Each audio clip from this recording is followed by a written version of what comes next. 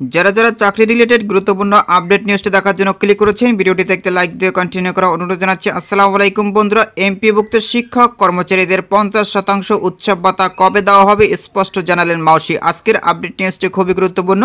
আজকের আপডেট নিউজটির মাধ্যমে এই সংক্রান্ত বিস্তারিত তথ্য জেনে নেওয়ার চেষ্টা করব। তাহলে চলুন মূল ভিডিওটি শুরু করা যাক।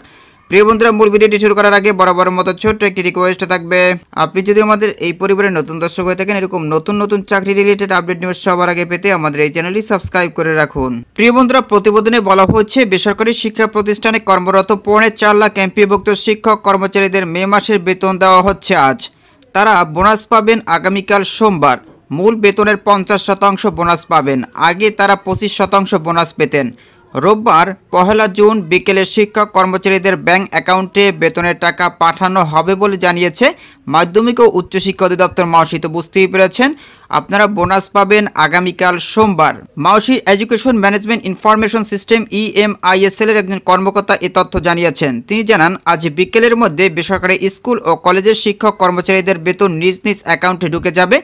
আর আগামীকাল সোমবার শিক্ষক কর্মচারীরা বোনাসের টাকা পাবেন। এদিকে এবার ঈদে শিক্ষকরা মূল বেতনের 50% বোনাস পাবেন।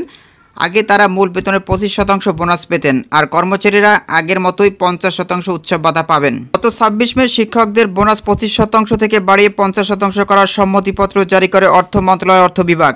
জানা যায়, সরকারি কর্মকর্তা কর্মচারীরা EFTর মাধ্যমে বেতন ভাতা পান। তবে বেসরকারি শিক্ষা প্রতিষ্ঠানে কর্মরত এমপিওভুক্ত শিক্ষক কর্মচারীদের বেতন ভাতার সরকারি কোষাগার থেকে ছাড়া হলো তার রাষ্ট্রায়ত্ত 8টি ব্যাংকের মাধ্যমে অ্যানালগ পদ্ধতিতে ছাড় হয়। এই অর্থ তুলতে শিক্ষকদের নানা ভোগান্তিতে পড়তে হতো। এই পরিপ্রেক্ষিতে গত 5 অক্টোবর বিশ্ব শিক্ষক দিবসে EFTতে বেসরকারি শিক্ষকদের এমপিওর বেতন ভাতা দেওয়ার ঘোষণা দেয় শিক্ষা মন্ত্রণালয়। প্রাথমিকভাবে বেসরকারি এমপিওভুক্ত স্কুল কলেজের 209 জন শিক্ষক কর্মচারীর অক্টোবর মাসের এমপিও EFTতে ছাড় হয়।